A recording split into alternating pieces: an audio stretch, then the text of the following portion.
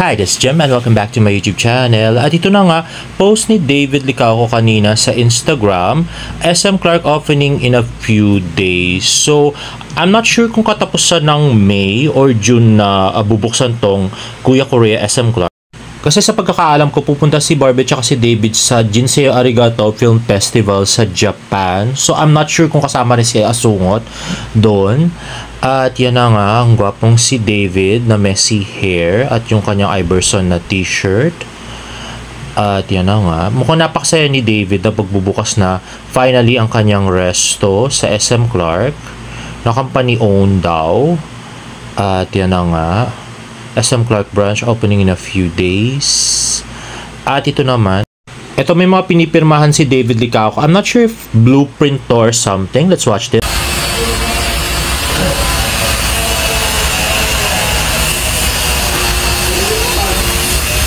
Done.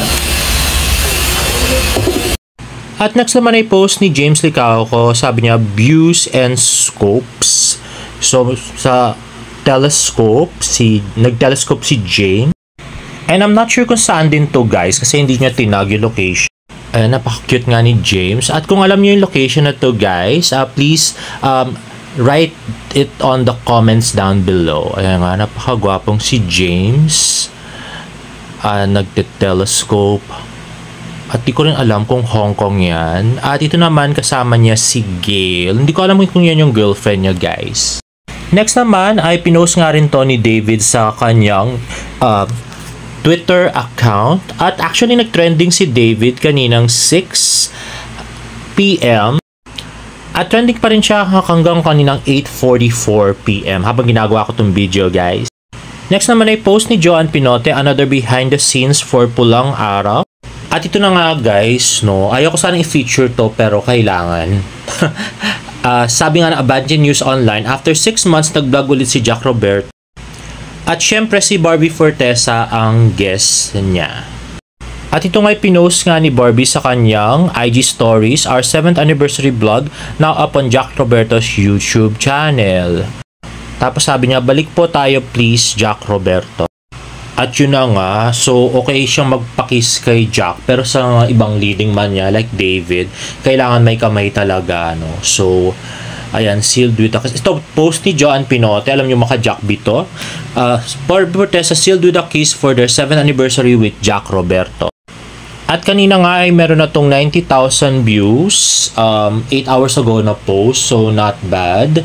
Actually, na-curious ako doon sa vlog, guys. So, for the first time, tinapos ko yung vlog ng Jack B. Oo, guys, kasi hindi ko masyadong gusto yung vlog ng Jack B kasi masyadong jologs. Parang isa lang yata nagustuhan ko doon, yung yung jojowain o trotropahin. Kasi hindi si Jack yung pinag-uusapan, yung mga leading man, potential leading man at leading men ni Barbie Fortesa. So, medyo maganda yon. So yun na nga doon sa vlog, napansin ni Barbie na tumataba na si Jack Roberto. At mukhang masaya naman si Barbie at si Jack. At hindi siya talaga nakakilig for me. Kasi hindi mo kasi kagapuhan si Jack noon. Kakiligan mo doon, grabe. No, at saka alam ko pa siya, diba? Nagparitoke siya. So hindi talaga nakakilig sa akin. At meron pa tayong mga bangungot na darating katulad itong GMA Gala 2024 at siguradong Jack B na naman ang magkasama sa GMA Gala. Sabi ko nga sa tweet ko kanina is the worst is yet to come for Barda. So ito nga yung comment ng ilang Barda fans. Sabi ni Kirsten Candy, si Barbie nagtatrabaho, si Jack naman tinatrabaho yung family ni Barbie for his future security. Sabi ni Liz, future palamunin, future pokwang CB.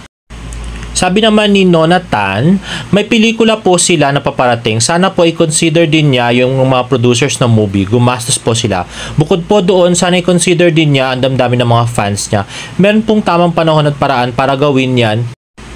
At kung yan ang gusto niya, I feel like I was betrayed. Here I am posting pictures of them every day, encouraging people to watch their movie, doing my darn best to help so their movie would not flop. Not expecting anything in return. Just don't hurt us intentionally. Hindi kami bobo.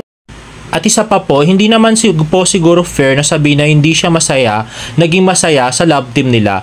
Ang dami din naman niyang projects na pumasok ng maging kapareha niya si David, doon po talaga bumubulusok ang career niya. Kung ayaw niya, fine. Pero do it the right way. Sabi naman ni Yumi, balik na daw kayo sa Jeje Vlogs. Hahaha. At sabi ni Liz, di rin nakatiis si Boy gamit naman si ate mo girl para sa views kasi naman di kasi interesado sa kanya ang netizen ng solo. Diba? Hahaha. Real talk. Gina G ang potek. Sabi naman ni Munchkin, baka gusto ring i-promote ng nanay official yung anniversary vlog. Go ahead po. Sa bagay wala naman po silang pake at bago lang naman daw kami. Di niya kami kailangan. Ang need niya ay yung oo lang ng oo. Yung malapit sa kaldero. Ay oo nga, yung gusto lang nila yung mga fans na kahit anong gawin ni Barbie ay yes lang ng yes. Sabi naman ni Ladison, mas promoted pa niya ang YouTube ng boyfriend kaysa sa movie nila ni D. Lord, please enlighten this girl.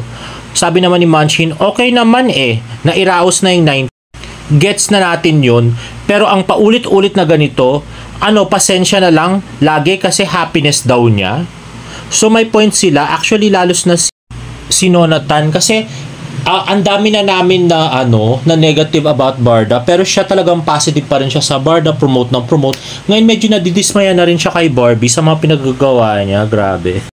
I think medyo insensitive nga si Barbie sa mga feelings ng mga Barda fans. Parang ang gusto niya lang kumita si Jack, ni wala siyang pake kung kumita yung pelikula nila ni David na That Kind of Love. So, ang ipropromote niya talaga ay yung YouTube nila ni Jack Roberto para kumita si Jack. Kasi nga, kung di nyo napansin, dalawa na yung major contract signing events na ginawa ng Sparkle, yung last year at saka this year, pero wala pa rin si Jack Roberto. So, sana wag nang papirmahin, charot. Grabe. So yun na nga, mukhang kailangan ni Jack. Tsaka hindi nyo napansin, wala rin siyang teleseryeng naka-line up. Sabi noong dati, earlier this year, meron daw naka-line up si Jack. Pero hanggang ngayon, wala pa rin tayong nakikita, guys. And lastly, ito na nga yung viral video ni Alden Richards nung binagit niya yung top 15 sa Miss Universe kagabi. Let's watch this, guys. Pampanga! United Kingdom! Quezon Province, Cebu, Bacoor, Northern California, Baguio, Laguna, Cainta, Zambales, Palan, Taguig, Australia, Bulacan, Pasig. Actually, para sa akin, medyo okay naman yung hosting ni Alden. Medyo pasigaw lang nga. Pero natawa talaga ako nung ginaya siya ni Vice. Let's watch this. Ano problema? Tapos sasabihin mo, wala. Ano nga? Meron! Kaya pala sintakan. Kaya pala natakot yung para si Alden sa MUPH kahapon. Bulacan! North America! Cebu! Galit si Alden kahapon, di ba? Quezon Province! Okay, hi Alden! Loka-loka talaga si Vice. Grabe. At yun na nga. Ito pala ginawa ng ating fina-follow sa Twitter na si Cordelia. At yun na nga, at least natawa tayo ng konti kahit na puro masasama yung balita to. Tungkol sa Barda. Well, hindi naman masyado masama yung kay David. Pero alam nyo naman nga, si Asungot kasi andon. So, sa Angeles, Clark, Pampanga yun. So, andun si Asungot. So, yun na nga, well, let's expect the worst from Barda. Wala ang gaganda talaga dito sa love team na to, guys. Puro pahirap, Diyos ko, no? Wala tayong aasahan, no? Kaya, expect the worst. Ihanda niyo mga puso nyo. Basta, itawid lang natin, guys, yung That Kind of Love at saka yung Pulang Araw. Tutal nandun ba si Alden? So, masisiyan ako ng todo kasi nandun si Alden, nandun si Barbie. Pero, bukod doon, tungkol sa love team, I'm really not excited and I'm not seeing any good future for Barda right now, guys, sa mga binagawa nila, no? Grabe. Ay, nako. Lalos na si Barbie, parang insensitive or what you call this? selfish. Kasi parang gusto niya lang sumikat si Jack dahil nga hindi binibigyan ng project ng GMA. Baka gumaganti siya sa GMA dahil nga hindi binibigyan ng project si Jack, no? I don't know. I don't really care. But anyway, if you like this video, please give it a thumbs up and please subscribe to my YouTube channel for more product updates. See you in my next vlog. Bye!